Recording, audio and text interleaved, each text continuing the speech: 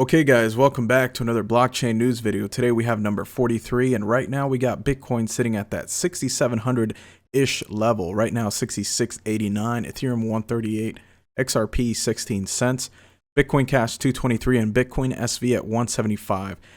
The market just looks to be at a somewhat of a standstill. Not too many percentages on the upside here for many coins other than Litecoin 2.5%, Cardano 1.6% on the upside, and just a few other coins here and there. But for the majority, we're currently just seeing a stable level right now for the market in itself.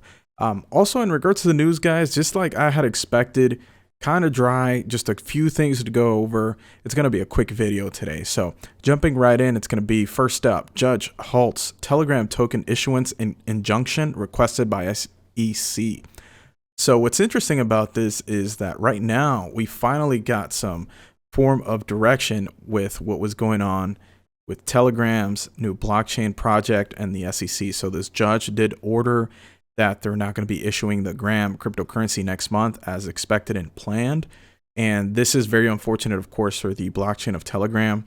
We don't know how long this delay is going to be for, but just make sure that you are aware that if you are expecting, or if you were expecting Gram tokens to arrive or Gram coins to arrive for you, they're probably not going to get issued here next month in April. So right now, moving forward, all we know is that the judge did make a distinction between some of the securities that were bought during the ICO and the actual Gram tokens that are coming now into existence. So hopefully that gets squared away. That way, moving forward, the actual blockchain can operate without being a security. But then again, you know, the SEC did take Telegram here for their money, and they're going to be delayed quite a bit. We don't know just how much, but, you know, with cases like this, legal cases, they can take a while. Moving forward, we have the CFTC just defined what actual delivery of crypto should look like. So we had a case back in 2016 where the CFTC had essentially charged Bitfinex for trading violation allegations, and they were charged for $75,000 that Bitfinex ended up having to pay, and that was due to them maintaining control over private keys after delivering funds for margin trading. Now, big picture here is that they're stating, the CFTC is officially stating that now it's considered actual delivery of currency or cryptocurrency. So actual delivery occurs when a customer has complete control over the asset and the offerer no longer has any control over the asset by the end of 28 days after the transaction. So 28 days is actually quite some time. And if you think about it, this can leave some gray areas moving forward for different cases coming up. Now, I think this was specific, or I think this would make a lot of sense here for the margin trading case. But, you know, when we think about, hey, I sent some cryptocurrency over to my friend, and my friend has access to it, and they decide to do anything with that cryptocurrency, then technically I had to wait, or he had to wait 28 days to say that it was actually delivered, and that's why he went to use it.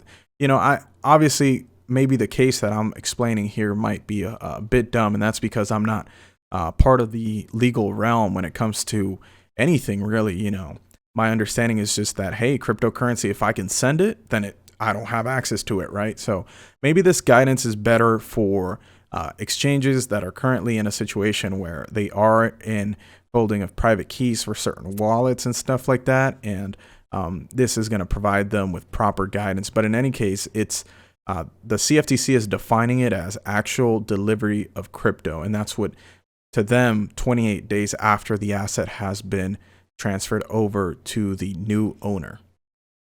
Now we have, you can now buy crypto while surfing the web. Binance partners with Brave for browser-based crypto trading.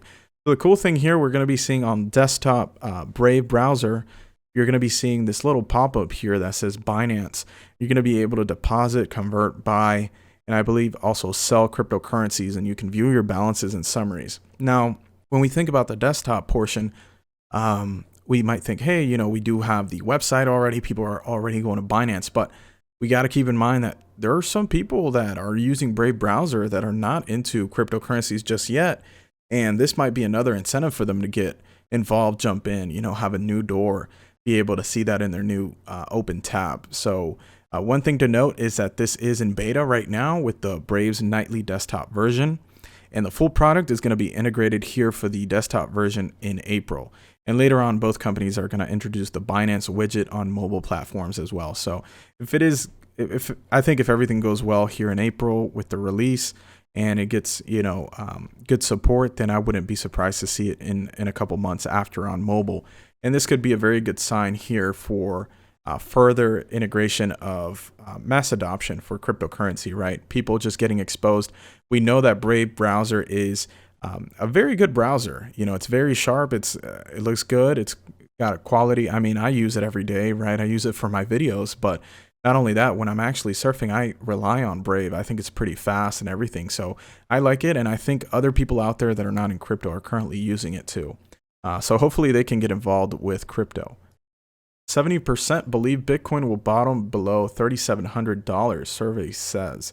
So it seems like here 69% of people believe that we haven't seen the low yet for Bitcoin this year. They're thinking that we're going to go below the $3,700 mark. And this was a poll on Twitter that was done here on March 22nd. And this has here 2,229 votes. And that's actually quite a lot of people, guys, thinking that we still haven't set a bottom in for Bitcoin. And here we are, I think just March 25th today. So the fear and greed index is showing extreme fear right now.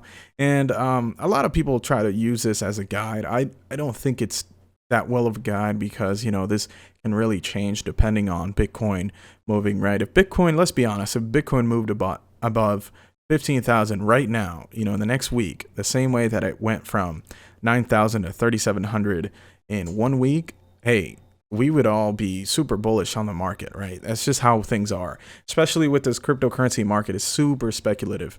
Now, what we do know, as I always say in every single video, we have the Bitcoin halving coming up. We did cover some delays on that due to the mining difficulty, not mining difficulty, but the number of miners actually going below a certain threshold, and that is causing the blocks to take longer to resolve. So we did see that blocks are taking a little bit longer, and that has delayed the halving up until May or mid-May. That's what we should be expecting now. And then what happens? Well, rewards are going to be halved. And then that means that there's less Bitcoin to be mined, less Bitcoin technically to go around and be created and generated. And it's going to take more hashing power to be able to output the same amount of Bitcoin mining. And in any case, what really matters here is leveraging, hey, or thinking about, are we going to have fear over the current situation that's going around the world? Or are we going to do, what Bitcoin halving would have had us do, which is believe that, hey, there's going to be less supply, so the price should move in a different direction, right? It should go up.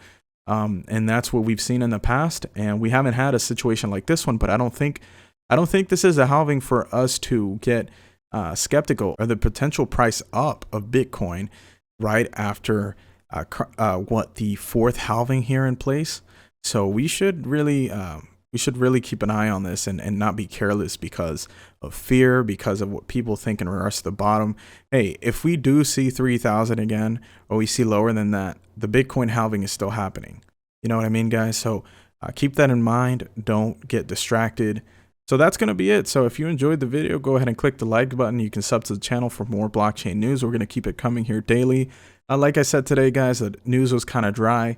If that's the case, we'll just make short videos, go ahead and knock it out and cover what we got to cover for the day. I wish you guys a great day, and I'll see you on the next one.